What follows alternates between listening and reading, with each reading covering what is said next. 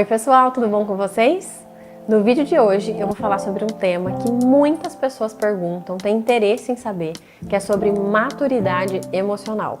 Inclusive eu vou resgatar um post que foi bem divulgado lá no meu Instagram, em que eu falo 6 coisas essenciais, na verdade são 6 lições duras que o quanto antes você aprender é melhor. E eu vou comentar sobre elas. Mas antes, se você ainda não tiver inscrito aqui no canal, já se inscreva e ativa o sininho das notificações para você sempre ser avisado quando tiver um conteúdo novo. Bom, então vamos lá. Quando a gente está falando de maturidade emocional, vamos entender o que isso significa. Basicamente, a gente está falando de um indivíduo que percorreu o seu desenvolvimento, possivelmente agora como um adulto, e concomitante a essa idade cronológica, ele também chegou numa maturidade psicológica e emocional. O que pode acontecer e pode não acontecer. Por isso que a gente tem pessoas que são adultas, mas não têm necessariamente maturidade emocional e psicológica. Então, só para a gente fazer esse link, eu vou falar os 6 pontos que eu falei naquele post e vou explicar um pouquinho eles. E você vai perceber a relação direta que esses 6 pontos têm com o desenvolvimento de uma maturidade emocional. O primeiro deles é: disciplina é o que te trará a verdadeira liberdade. Antes disso, você é uma criança grande, refém dos seus desejos. Então veja, por que esse ponto reflete maturidade emocional? Eu brinco com isso, eu sempre digo, quem faz tudo baseado nas vontades são crianças de 5 anos. O que diferencia um adulto é que ele realmente consegue entender a importância de algumas coisas e ter essa diligência no próprio comportamento. E a habilidade que vai garantir isso é justamente a disciplina. Pode perceber que na tua vida adulta, quase todas as áreas e coisas mais importantes dependem de você ser disciplinado. Se você quiser estudar mais para se desenvolver, se você quiser manter uma alimentação saudável, se você quiser fazer atividade física visando seu bem-estar, se você quiser guardar dinheiro para ter uma estabilidade a longo prazo, tudo isso depende de disciplina e comprometimento. Então, analise como está a sua disciplina em relação a coisas que são importantes. Segundo ponto, crescer dói. Pare de evitar o desconforto. Muitos dos processos que vão te desafiar, eles vão ter algum desconforto envolvido. Alguma incerteza, alguma frustração, algum risco. Para entrar num relacionamento você tem risco, para começar um negócio você tem risco, para mudar de carreira você tem risco, tem desconforto, tem incerteza. Só que sem você enfrentar esses desconfortos, você também não sai do lugar. Então, realmente, numa fase adulta da tua vida, você saber administrar o desconforto e seguir em frente e arriscar e fazer é fundamental. Terceiro ponto. Só existe prazer real nas coisas que você conquistar por mérito próprio. Enquanto não for assim, você não sabe o gosto da vitória. Isso é muito importante. Hoje, inclusive, a gente vive uma realidade diferente, em que as pessoas tipicamente ficam mais tempo na casa dos pais, demoram mais tempo para ter autonomia, muito em função, às vezes, de uma geração em que os pais podem proporcionar mais coisas. Isso é ótimo por um lado, mas por outro lado, isso atrapalha o desenvolvimento da tua autonomia. Pode ser que você se acomode, que você não vá atrás de buscar as coisas por você. E conquistar as coisas por mérito próprio está diretamente relacionado com um pilar fundamental na nossa autoestima, que é a autoeficácia.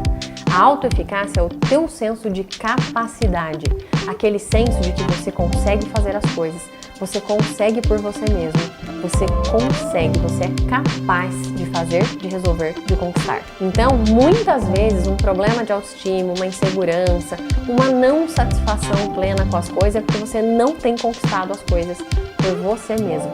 Então, analise esse ponto se você quiser realmente avançar no teu amadurecimento emocional e psicológico. Quarto, seu nível de maturidade está diretamente relacionado ao seu nível de autorresponsabilidade. Pare de reclamar e de culpar o mundo. Aqui, com certeza, a gente está falando da saída de uma postura vitimista. Aquela postura de que, ó céus, ó vida, por que isso está acontecendo comigo? Por que deu errado comigo? Por que eu ainda não consegui isso? É realmente um entendimento da autorresponsabilidade. Não importa o que aconteceu, qual é a condição que você tem. É você se colocando e assumindo um papel de protagonista para resolver, para assumir, para ir dali para frente, para fazer o que você quer, o que você pode nas condições que você tem. Nesse sentido, se você é uma pessoa que reclama das coisas das pessoas, da vida, do mundo, tanto faz, isso reflete, denota pouco amadurecimento emocional. Você se coloca como vítima das circunstâncias.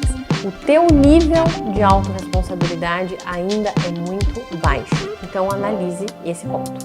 Veja bem, é importante fazer uma diferenciação de reclamação para posicionamento.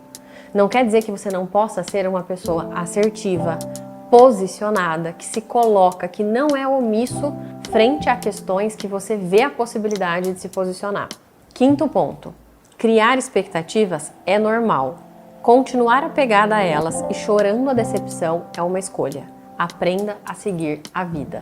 Realmente, muitas vezes a gente escuta as pessoas falando: não crie expectativas, a gente sofre porque a gente cria muita expectativa. Não tem como você não criar expectativas. Criar expectativas é muito natural e muito bom até. Não é ruim. A grande questão é que, algumas vezes, a realidade se mostra diferente.